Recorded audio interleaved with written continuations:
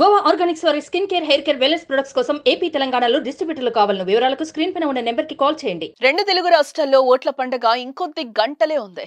నగరాలు, పట్టణాల నుంచి ఓటర్లు సొంతూరు బాట పట్టారు. అయితే ఇప్పుడు శనివారం ఎక్కడ చూసినా వైన్స్ దుకాణాలు కలకలలాడుతున్నాయి.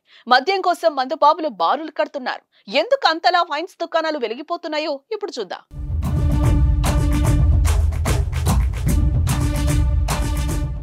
ఆంధ్రప్రదేశ్ రాష్ట్రంలో మే 13వ తేదీన పార్లమెంట్ ఎన్నికలు, అసెంబ్లీ ఎన్నికలు ఒకేసారి జరగనున్నాయి. అదే రోజు తెలంగాణలో పార్లమెంట్ ఎన్నికలు జరగనున్నాయి. అయితే ఈ ఎన్నికల నేపథ్యంలో రెండు రాష్ట్రాల్లోనూ ఎన్నికల కమిషన్ కీలక ఆదేశాలైతే జారీ చేసింది. 3 రోజుల పాటు వైన్స్ షాపులు మూసివేయాలని ఆదేశించింది.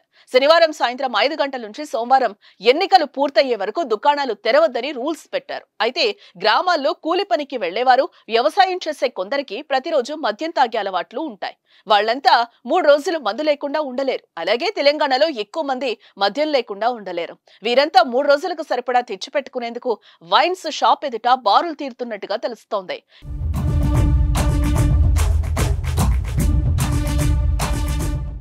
గ్రామాల్లో ఓట్లు వేసేందుకు బంధువులు వస్తారని, వారికి మర్యాద చేసేందుకు ఎక్కువ మద్యం కొన్నానని ఓ మద్యం ప్రియుడు చెప్తున్నాడు.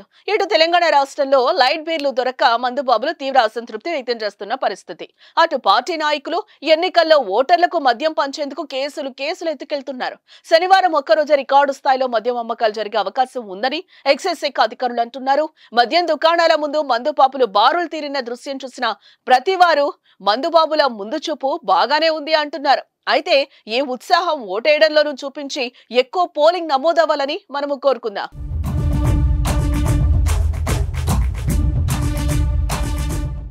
సుమన్ టీవీలో మీ పర్సనల్ అండ్ బిజినెస్ ప్రమోషన్స్ కోసం కింది నెంబర్కి కాంటాక్ట్ చేయండి.